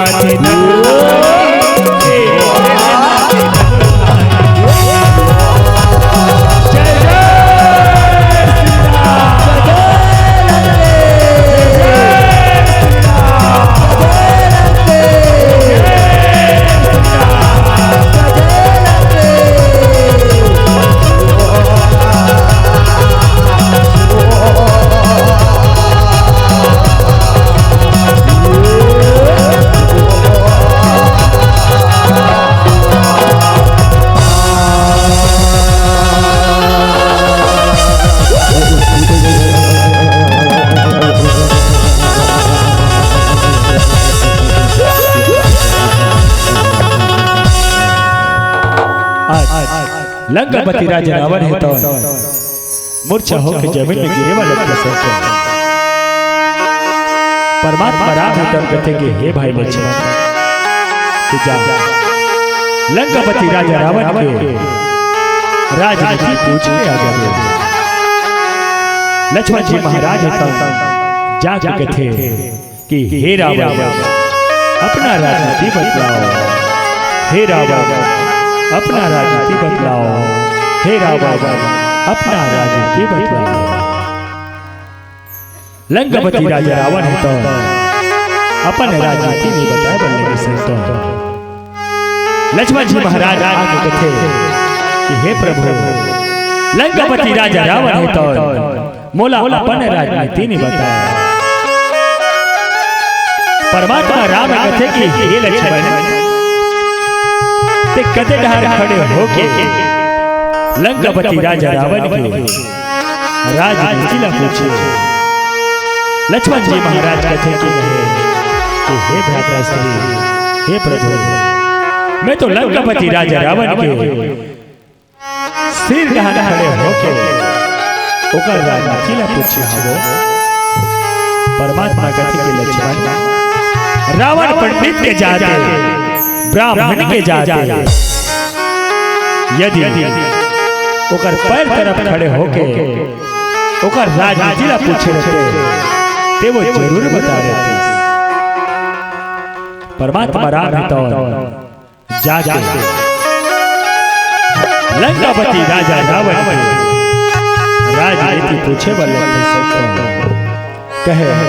कि हे रावण अपना राजनीति बदलाओ, हे रावण अपना राजनीति बदलाओ, हे रावण अपना राजनीति बदलाओ। लंकापति राजा रावण कहते कि हे प्रभु अब ज्यादा श्वास तो नहीं रहेगी परमात्मा, लेकिन आज से मोला अपन राजनीति पूछे प्रभु ते आज अपन राजनीति मैं तोरा बतावत हो कहनेगा सियारा ये आज वेगा समय के बेरा संतवाल लंकापति राजा रावण रहता हो कैसे आज परमात्मा ला अपन राजनीति बताए बले कहनेगा सियारा कहे हे प्रभु मैं कोई भी जगह आगे चले ओ मैं धुआं आने देख रहे हैं परमात्मा ये मोर पहला राजनीति हे जगत के पालनहार मैं कोई भी जगह आगे चले ओ मैं धुआं आने देख रहे हैं ये मोर पहला राजनीति मैं सोना में सुगंध लहू कह रहे हो परमात्मा ये मोर दूसरा राजनीति प्रभु मैं आकाश से पताल तक सोने सोने की सीढ़ियां बन कह रहे हो ये मोर तीसरा राजनीति कहे प्रभु आज ते जीत गए परमात्मा और मैं हार गया, लेकिन प्रभु ये हार और जीत में बहुत बड़े कारण है प्रभु। परमात्मा आज मोर काने से अतिक बड़े सेना लाखों तादाद में अतिक बड़ी सेना रही से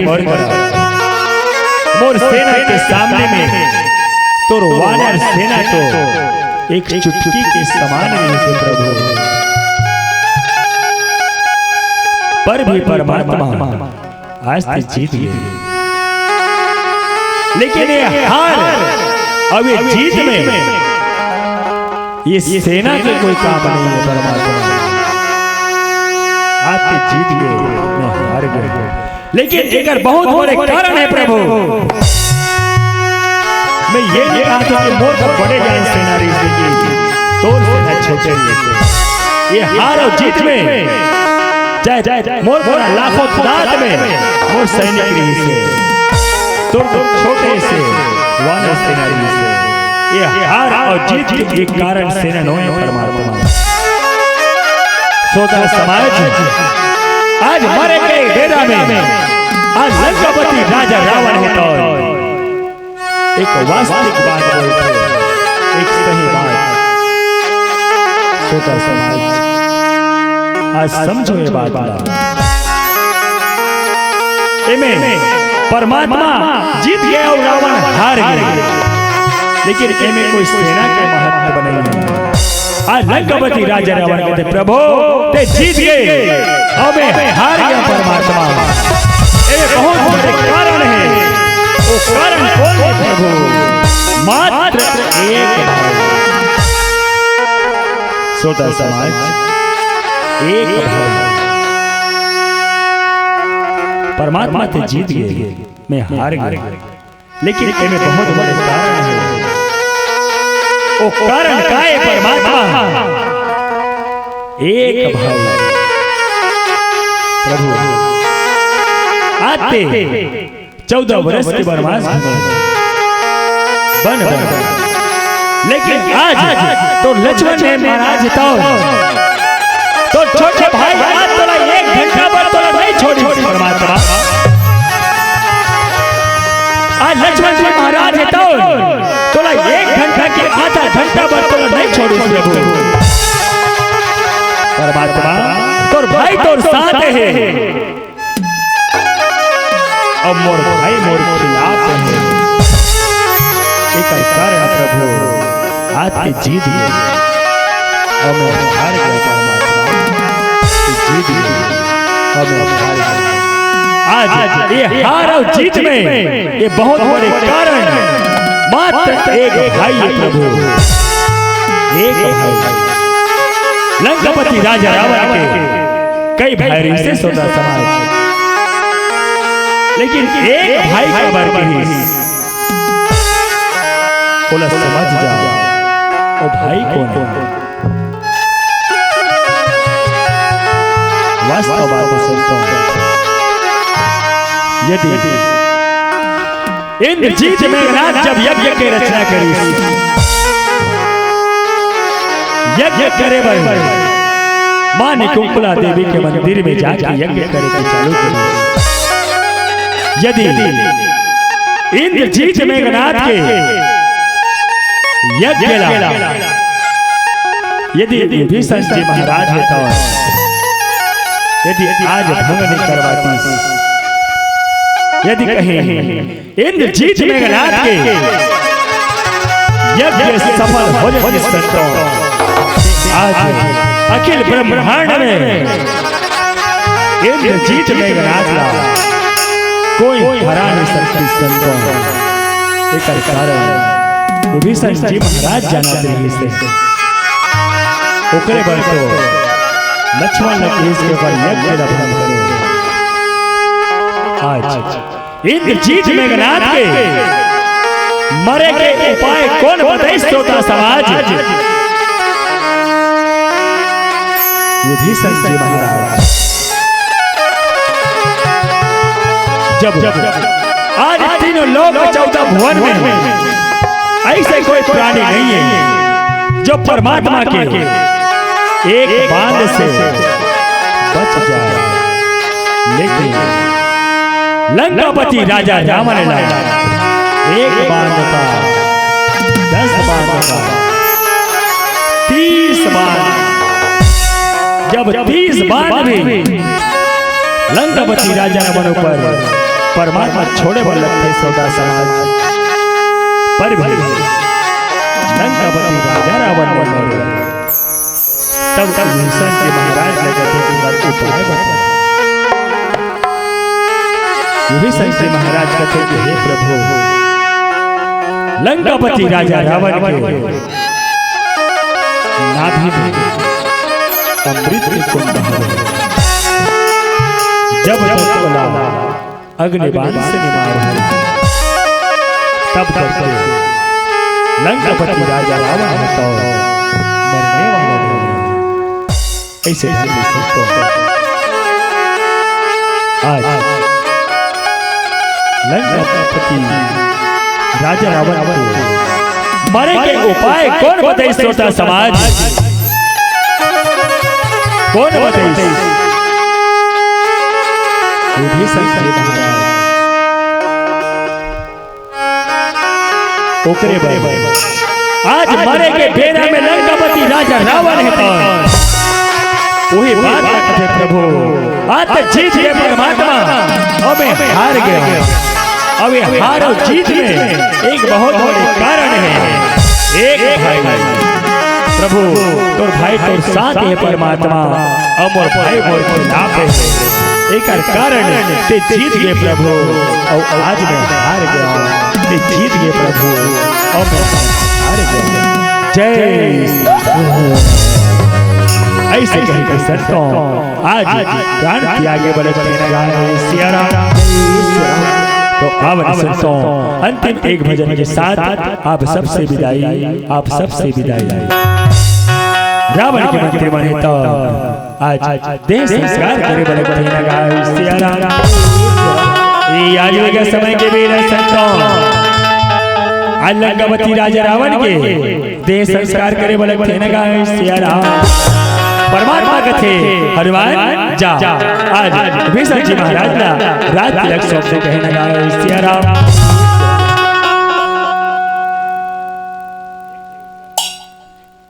सामने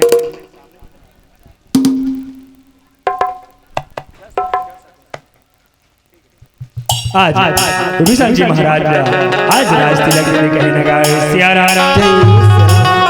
ये राजेला तोला सोपते हमारा राजेला तोला सोपते हमारा राजेला तोला सोपते हमारा राजेला तोला सोपते हमारा राजेला तोला सोपते हमारा